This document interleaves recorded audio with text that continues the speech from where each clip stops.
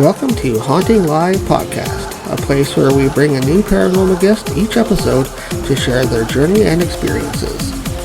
10, 9, 8, 7, 6, 5, 4, 3, 2, 1. All right, Haunting Live podcast friends. Today, our show, we have a holistic and integrative counselor, spiritual advisor, certified psychic medium, author, speaker, dog mom, and founder of Achieving Balance Counseling Holistic Center, who has been featured in the New Yorker, Manhattan Times, Madame Noir, and Essence magazine. We have the beautiful and talented Nikenya Hall. Hi, Hey. Nikenya. Hello, Yolanta and Trevor. That was a great introduction. Can I just take you along for the road? That was amazing. I heard the applause right included. You know why I had to cut it down, because I do see that you do even more than that, and you've actually been featured in even more than that as well. And I'm really excited to get into that with you. Thank you. I'm excited to be here. Well, we thank you very much for taking your time and joining us here on the episode today. And first of all, let me ask you, how did you get into your background? Tell us a little bit about how you got into your field. Yeah. Well, I was about 3 years old and the bed started levitating, and that's when I'm just playing. No, that did not happen at all. No. I actually, by profession, undergrad and grad, I did mental health counseling, and my supervisors always would say, you're just so in tune with your clients. And after the intake, I would go and I would say, this and this and this is about to happen. This should be the treatment plan. And they were like, but how did you know that? And I was like, well, you didn't know, you didn't pick up on that? And they were like, well, no. And I was like, okay. And literally the therapeutic journey with my clients would play out from what I said in the intake. And then when I moved to New York, I am a transplant. I've been here almost 13 years. When I moved to New York, that is when I got into spiritual work and psychic work. And energy work. And that's when I realized that I had been reading energy this whole time. I just thought I was a really, really good therapist. I thought I was just sensitive. I'm a Cancer. I'm just sensitive. But both things can be true. And come to find out, I was actually just tapping into people's auras, tapping in even to the psychic timeline. And it wasn't until I moved here that I understood that and got that language. I didn't have that language in Oklahoma. That's where I'm from. And then that's how I knew that I needed to integrate both of the modalities together. What was your first topic then that you really wanted to get into? Did you go into intuitive from there and kind of learn from your experiences and take it from there? Or how did that grow for you? Yeah, when I moved to New York, I was staying with a sorority sister, and her dad had recently transitioned. So both of us being from the Midwest South, we wanted to dip our toe into spirituality, but not full throttle. And I found a place that their website was very professional, very polished. It also was just presented just the information of what the seance would look like. And they actually didn't even use the word seance. They used the word message circle. And so then I was like, I think we should try this. This feels safe. And that was Holistic Studies Institute. And from there, I continued to go to the seances. I would even go by myself. And then I became certified. And then I began to teach at Holistic Studies Institute. So it was a very professional way. And I think also just my study of getting my master's, I really wanted to be in a system that I could learn, but also I could grow. And that was reputable. I always said, I didn't want to be the $5 psychic on the corner. No offense, don't come for me. But I wanted a robust, just legitimate, it had some history on it, place to go into. And that's how I found HSI. So you're using the term seance. Now there's a lot of imaginary ideas of what a seance really is, what it isn't. A lot of people, when they hear it, they think we're conjuring demons from the ethers and that we're all going to leave haunted and, things are going to pull our hair. What does that whole process actually look like? What's going on? Can you demystify this for us? Oh gosh, that is such a great question. So I like to let's just do some basics. I define seance as three or more people gathered for spirit communication.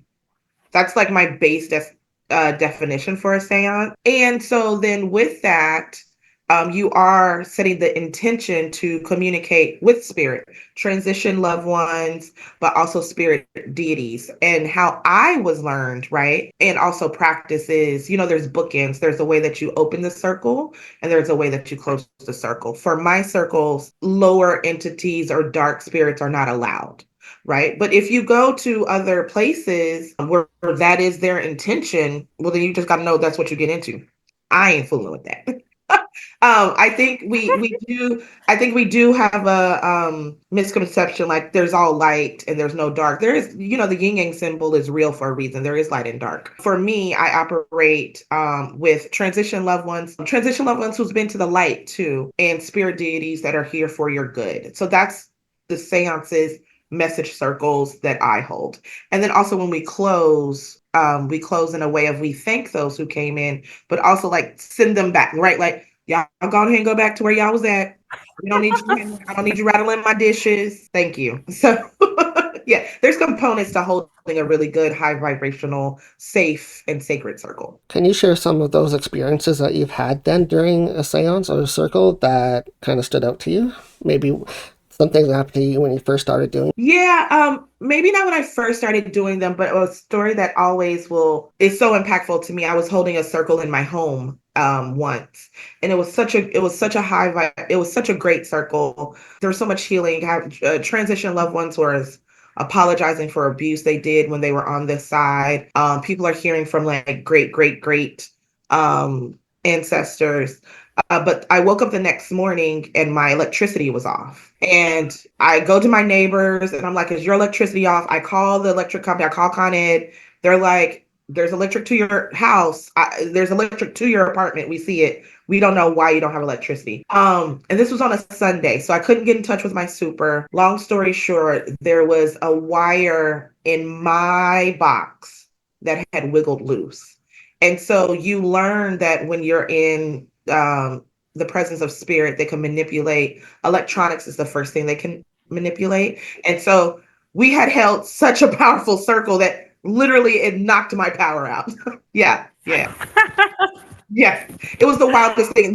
And also the electrician had to come, like the super couldn't just open the box. The electrician had to come, opens, and it's like, oh, this wiggled loose. How did this happen? Boop. And I had electric again. That is absolutely phenomenal. Is that common? Since that's happened, is it common for you to have like physical manifestations in your space? Physical manifestations always happen for me. My dishes rattle all the time.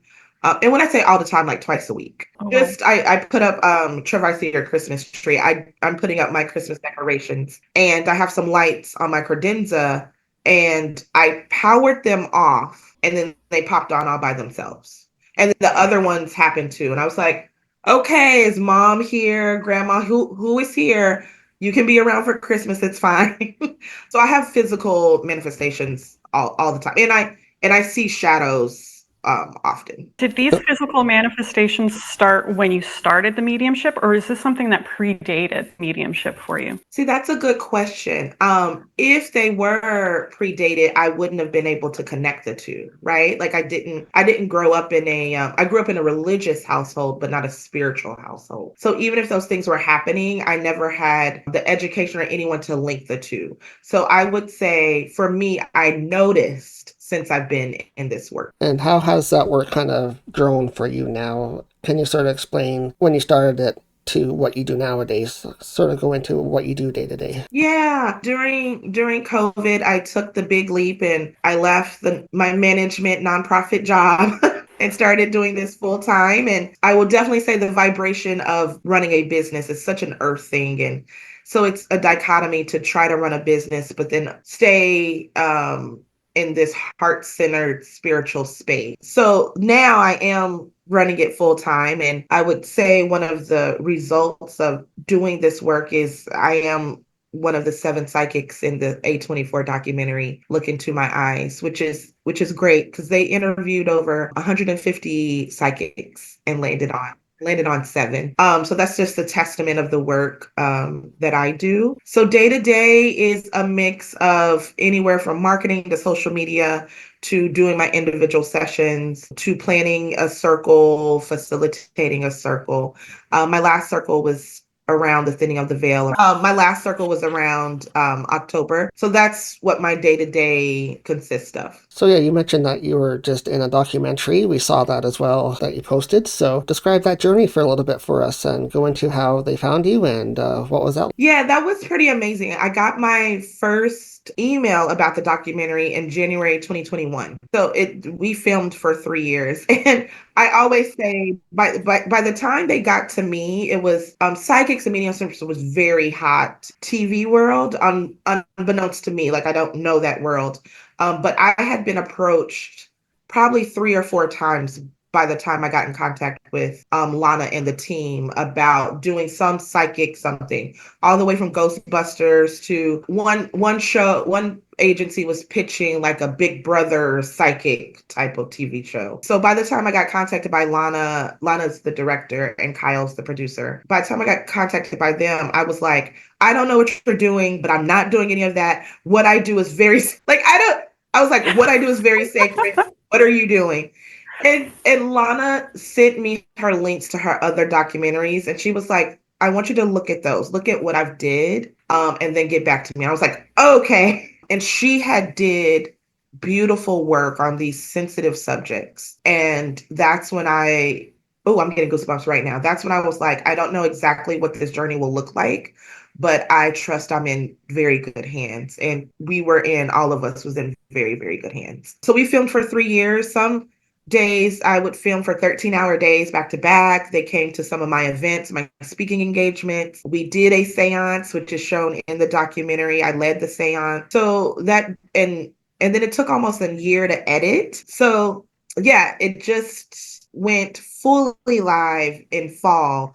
We had our New York City premiere. It was doing the documentary circuit, and now it's able to purchase on video on demand. And then hopefully it'll be streaming at the beginning of the year. So this was originally premiered on the Sundance Film Festival, yes? Yes. Which is huge. Wow. Congratulations on that. Thank you. And for those that missed it at Sundance, where can they actually purchase and see it? So right now you are able to purchase it from Amazon Prime, Google Play, and Apple Play. And you will purchase it. It's $19.99, and it'll be let's not get all technical, but it'll be yours. You'll be able to stream it however many times that you want. If somebody is in grief or just curious about the afterlife process, is this a documentary that would be helpful to them? Is that something that they would find useful in a grief process, or just questioning the afterlife? Yes and yes. Also, the way the documentary was edited, the premise is you get to see and witness another healing modality.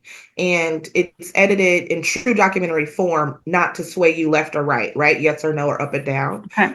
It allows you to see a healing modality, but you also get to see the psychics more personal as well. So people have said they identify with some of the psychics, different psychics. It makes sense for them. And some who know this world is like, yeah, readings, absolutely. And then some people's like, wow, I didn't even know a reading can do that for a person. So it's all of those things. Sounds wonderful. We will definitely recommend that to our viewers, and they can check it out and see what your documentary is all about and what you do. So they will enjoy it. The people have said they like it. Have you seen reviews on it so far at all, or have you noticed what the outcome of it has been yet? Oh, yeah. So Sundance was in January. So we're almost doing a whole year of it out being in the world. And A24 took me to Sundance. So I was able to be a part of that process, which was totally amazing. Reviews have been out right now. The latest is we've been nominated for some awards. So now award season is happening. I'm going to say it here first. If I get to go to any type of award season, I'm going to lose my mind. And oh my God. Congratulations on that too. Yeah, thank you. I hope they take us. The topic is so hot, and it sounds like they've done such a great job that I hope so too. More people need to know about this healing modality, and it's so important for people to find representation within the different healers, because, Yeah. sometimes when people hear about, a psychic or a medium, they think, oh, old people like me, like back to the Madame Cleo at night, where you're thinking you're getting swindled. And that Yeah. really isn't the case when you find a legitimate, qualified individual to do it. Absolutely. Is that something that you find as well? Yeah, that's, Yolanta, that's the biggest part of my brand is I really wanted people to see that I'm a regular person. I'm on the journey too. I have a therapist, right? We're all on the path together. And no, you will not see me draped in crystals with a turban taking my trash out, right? You're going to see me in a muumuu and my dog taking my trash so a part of the secondary part of just my brand and showing up in this work is just being approachable. And I think that's really, really important. The paranormal can happen at any time, so that's why our Etsy store is always open. Get your paranormal items from cleansing to protection to attraction, all available now on our Etsy store. Search Haunting Live. It is, especially for another part of work that you do that we see on your site as well, that you deal with intuitive as well as grief counseling as well. So can you talk a little bit about how you got into dealing with people and their need for grief? Yeah, thank you, Trevor. My mother unexpectedly transitioned, and it'll be 8 years in the spring. With my master's in counseling and providing all these services, I had never experienced grief as deeply as such. And I immediately was like, so everyone is lying. Like, everyone is like downplaying this human experience. I wrote, and this is when Facebook had notes. So I'm dating myself, but I would write monthly for a year, and people responded so much to it. And I wrote to grief. I personified it and I wrote to grief, and people really loved it. And I sat on it for 3 years. It took me from that journey because my brain couldn't conceptualize profiting off of my mother's death. And it was my psychic mentor at the time. He said, how do you not know this is not another gift that your mother is leaving you? And that's all I needed to unlock that part of me. And then I put my book together and launched it. It turned 4 here. This month it turned 4. And so my book, Letters to Grief, a guide to understanding and normalizing loss, just takes people through the year of first. And it has journal prompts and meditations and the psychoanalytic education in it. And so from that's how I got into specifically doing grief workshops and corporate grief and holding grief circles. I did a year-long monthly grief circle during COVID, and that was, absolutely needed. So yeah, that's my intersection with grief along this healing journey path. Find the first year the hardest, or was it the second? Because I often hear that the second year is a little bit harder for people than the first year. I think it's the third year. Actually, I say it all the time. I think it's the third year because the first year, everything is so new and raw. And then the second year, you're like, right, I did this just a year ago. But the third year is when it really sinks in, like, this is my life, right? This is it. This is not changing. So for me, I think it was the third year. Of course, the newness of the first year always just stings. And you're literally walking in a cloud for the first year, legitimately, because every single day is new, every single holiday, every single life experience is new without your transition loved one. But I think by year 3 is when it really, really settles, and that's scary. The permanency becomes very close and very clear, and I think that's what becomes very unsettling. And then working through like your book would give people the ability, that just the toolbox to be able to go through and even help not just that first year, but in that third year as well. Yeah, I designed the book where you can open up to any chapter and hopefully find community, right? Because for some people, maybe anger comes later. For some people, maybe anger comes in the middle. And especially people who their transition level was sick, right? They're going to feel content first and foremost, right? Because you don't want to see them in suffering, but maybe you get angry later on. So first you get to witness and be in community. And then secondly, you have tools if you want to work through. I always guardian working through grief. I say you surrender to grief because you don't work through it. It will always be, once you meet it on the path, it will always be there. It cycles back. So I say you surrender to it and you learn to just have it at the table with you. So you That's learn how to beautiful. be in community with it. Yes. Do you have any clients that came to you asking for that type of thing then directly? So did they share any of their experiences with you? Yeah, absolutely. I have, the three types of clients I have are those who want just the therapeutic aspect, but they witness with my journey, right? So they feel safe. So I have my therapeutic clients. I have my clients who literally have their tools, have their toolbox, but they understand that grief is a very specific time in their life and they want to work on that. And they usually stay about a year, maybe 18 months. And then I have just my spiritual clients who come every 6 months, every now and then to come get a reading. For me, I guardian how often you can come get a reading because I don't like to do the codependency. And also you need to let Earth catch up with what comes out in the timeline, right? So those are the three specific types of clients that I have. And it's a mixed bag, usually by the year. So this is about the time my grief people start being like, hey, holiday time, need some support. And I'm like, yep, let's get on back through it. So you're going to get busy coming up pretty soon then. Yeah, this from Halloween to about February is a peak time for me. Okay, so we're going to transition back into the haunted portion of the podcast. And we transition from our physical body. The people that are left behind, they go through grief and loss.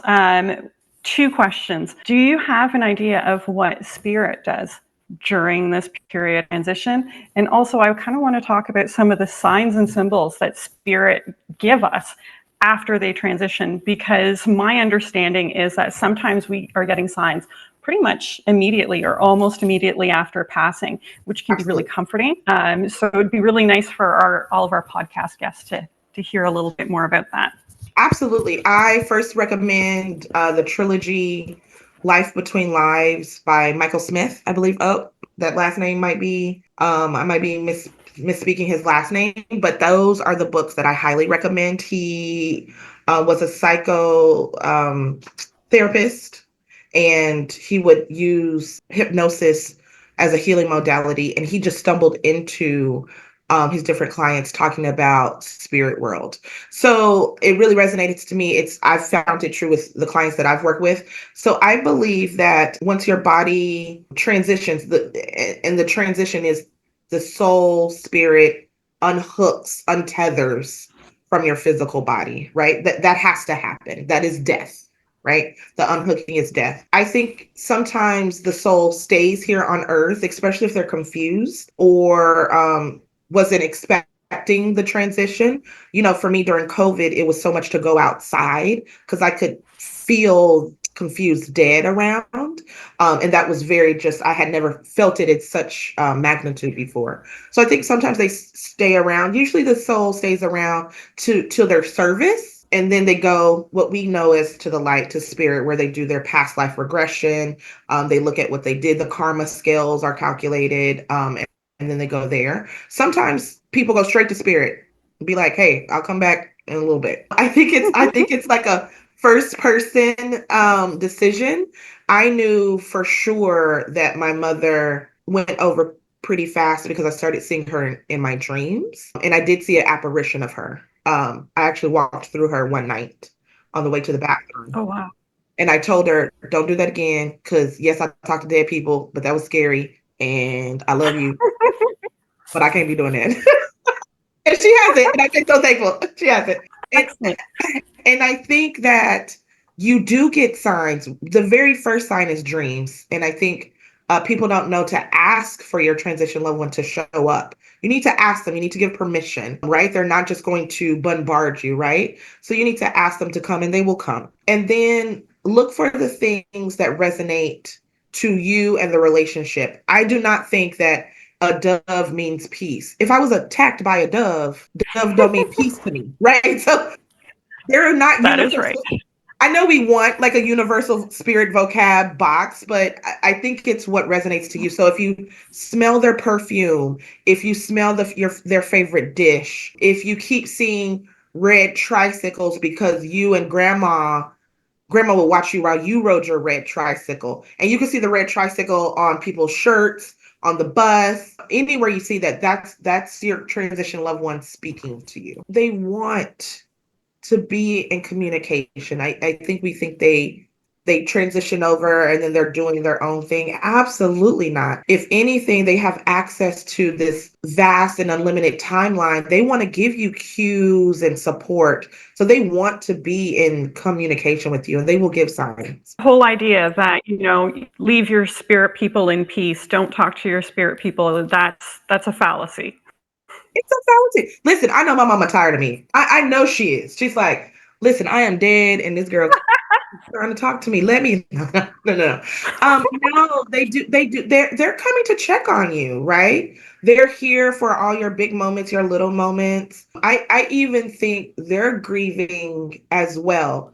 It's not, you don't have the human emotions in spirit, but they feel something that you are missing them, right? They want to provide comfort. So yeah, no, they want to be in community, which then gets me all into rituals and anthropology. And if we study just human behavior, humans have always did things for spirits on the other side. That just didn't come from just us, right? There's truth in even the Egyptians and hieroglyphics and what they buried people with for the other side. There's truth in that. Yeah, that's so true. Do you feel that sometimes people, when their loved one passes, they hold on to mementos and stuff from them? Do you feel that draws their spirit towards them as well? Yeah, items of your transition loved ones has their imprint on it. And so it's charged with their energetic field. And that is even something I ask people to bring into readings, right? If they want to talk to someone specific, I say, bring your stuff, because if I hold it or if I touch it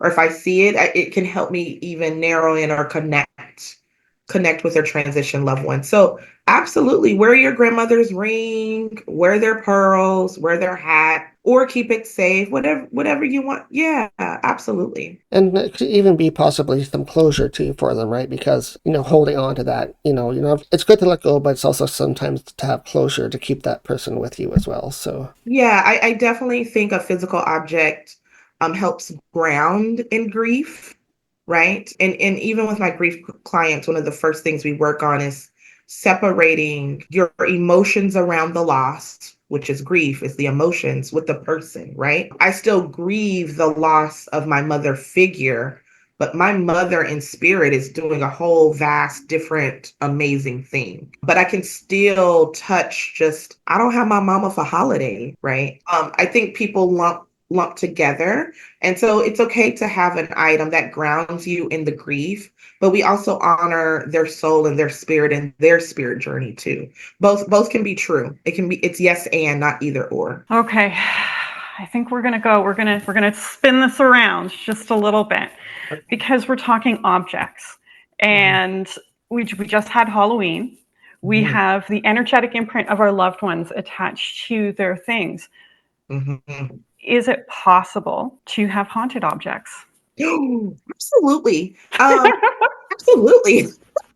I think I would like to just like what is haunted? I think haunted has a negative or like a lower soul vibration. And there are souls that are not, intention is not well, right? But there's also a subset of souls that are like trickster souls, where they're just playful, like Beetlejuice. Not saying Beetlejuice is correct, but just to give someone, Okay. right, that Beetlejuice ain't trying to harm nobody. That's trickster. Trickster to a point where you're like, all right, now you need to sit down. You know that. But then there are that intention is to harm, right? That if there's intention for good, there's intention for bad. An energetic vibration can impose itself on an object, but also here on this earth plane, you can cleanse this object. We have more power here than we think. Sometimes we think spirit is more powerful, but we have choice on on this side. So you can cleanse an object, you can cast out things from an object. All of those things are true, and you can. Now, if I come across a haunted object, I'm just gonna leave. Hey, that's not my business. I'm gonna leave it where it needs to be. It ain't Just coming in leave that my house. alone. Leave it right there. I don't need to touch it. It ain't coming in my house. That is not my business. That's for somebody else. Have you ever come across some haunted objects? Like, I mean, I don't like teak malls for that reason. But, Yeah, I haven't came across one that was like specifically like yelling at me, but especially in thrift stores, I can walk past something and be like, "Ooh, that was probably like not in a nice house." You know what I mean? Like, ooh, that owner was probably very sad, right? And very angry. That I get those cues, and I'm like, it doesn't matter how cute that candlestick is, it needs to stay right there for somebody else. Yeah, you sort of pick up on the intuition or the energy coming off of the object. Exactly, exactly. The energetic blueprint that was left. Yeah. okay, now say I touch that janky feeling candlestick. I realize now that I'm holding it, there's something funky about it, and I put it down. Yeah. Is there an instant way to is that energy sticking to me? Is there an instant way as a psychic medium that you can clear yourself of that janky energy and not bring it home? That's a That very is a good good question. question. Yeah. Yeah, that's a good question. One, I want everyone to know that you have to give permission for there has to be an agreement for both of the spirits, yourself and the spirit, right? So if you take that janky energy home, something is saying you're interested or curious or something like that, right? If you know that's a hard no for you, a simple one is this. Literally just wipe it off. It's instinctual. Just wipe it off. Sometimes I wipe like on my clothes because cotton and also just another physical object can ground it, right? Like I do that. I might say a little cleansing prayer like I am protected, I am safe. I'm sending light to this object that it be made whole, right? Because I want to leave in a good impression. Like, you know, right? I'm not the candlestick don't want the junky energy in it either, you know? The candlestick is like, I'm tired. So those three things are just very quick, instant things that you can do. Even while and I even tell my students this is when you're at a happy hour with your friends or you're meeting someone new and you can literally just wipe your oh my gosh, my hands are so oh let me just so sorry but you shake someone's hand and it feel oh my goodness, you can just begin wiping on your pants. Yeah, you can do those all of those just immediately. See, I love that because most of the time when people think of clearing a space or their bodies, they think it's got to be this whole giant ritual. And, you know, then we have to think about, you know, the ritual material versus properly. This is just like so simple and anyone can do it at any time. It's really empowering. Yeah. I like to say, right, we're still living in a real world. If you're in a meeting and your boss starts yelling and that affects you, you don't have time to in the meeting go get your sage and start clearing the meeting. That's not working. Like, so what do you do right in that moment? And you can do those things. Now, if you have a dinner party at your house, something went awry, then the next day you probably need to do a whole clearing. Yeah, those are good tips for people if they have Beautiful. something quick they need to just get rid of some energy, right? Just like Yeah. literally just wipe it off your hands or your body and just bye Yeah. bye. Well, thank you so much for joining us today here on Haunting Live. It was great chatting with you about what you do and learning about your background and being here with us today on Haunting Live. So, Thank how can people you. get a hold of you if they want to reach out to you? Yes, thank you, Trevor. It was a great conversation. Please, my website is abcholisticcenter.net. My main social media platforms is Instagram, Facebook, and Threads, which you can find me there, Nikenya Hall, Kenya, like the country, Kenya Hall, like hallway, HALL. Okay, sounds wonderful. Thank you again for joining us here on Haunting Live. And Yolanta, do you have any parting words? Nikenya, you are a fast guest, and you said you're very interactive on social media. I did check out some of your Instagram posts. Not only are you interactive, but you have a lot of really informative content in your Instagram. So I do encourage everybody to Check out Nikenya, all on Instagram, on Facebook, and even on her website. Thank you. Thank you so much. Content is wild, so that means a lot. Thank you. Well, again, thank you for joining us, and you're welcome back at any time. Thank you. It's been a pleasure. The paranormal can happen at any time, so that's why our Etsy store is always open. Get your paranormal items from cleansing to protection to attraction, all available now on our Etsy store. Search Haunting Live.